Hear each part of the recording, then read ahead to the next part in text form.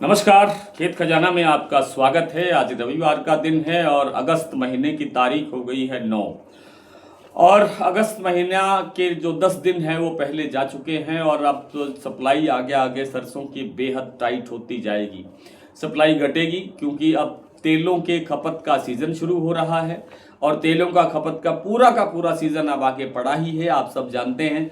तो तेलों की डिमांड बढ़ेगी तो और जो तेल के कारखाने हैं, तेल की कंपनियां हैं, तेल की जो मिलें हैं, उनके पास न तो सरसों का स्टॉक है और न ही तेल का स्टॉक है।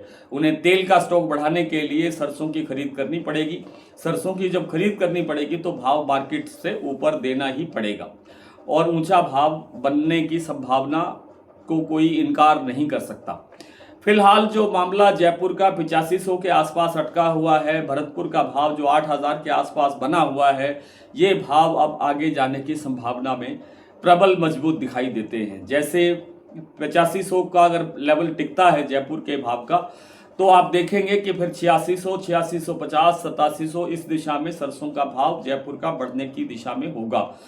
और जब ये भाव बढ़ने की शुरू हो जाएंगे तो आप देखेंगे कि सरसों का ये बिल्कुल नया भाव बनता जा रहा है, जो पिछले 4-5 साल में हमने शायद नहीं देखा है। इस लेवल का भाव जयपुर का ये और नया हाईएस्ट होगा।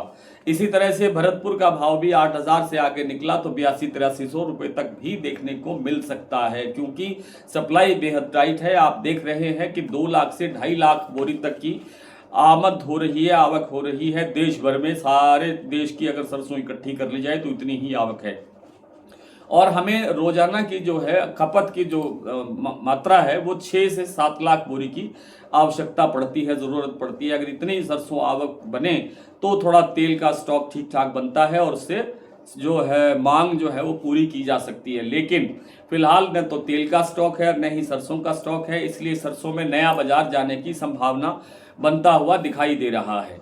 इसी तरह से सोयाबीन का भाव भी अब और एक बार उछलने की संभावना में आ गया है।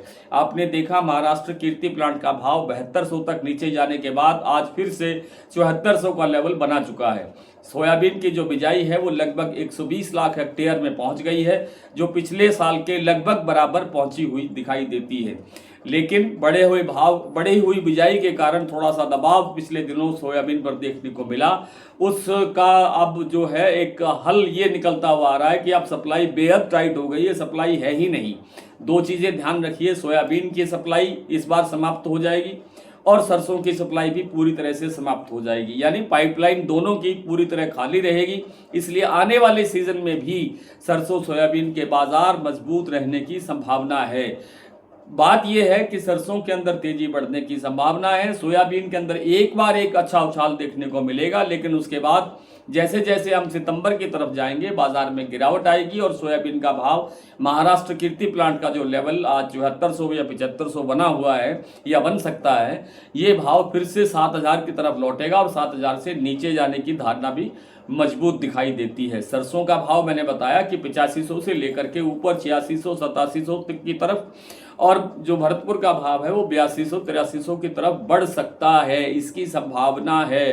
होगा क्या ये भगवान जानेगा या आप सब लोग जानेंगे, लेकिन उम्मीद और विश्लेषण हमारा यही कहता है कि बाजार अभी बढ़ने की स्थिति में दिखाई देता है। आज इतना ही, कल आपसे फिर मुलाकात होती है, तब तक के लिए नमस्कार।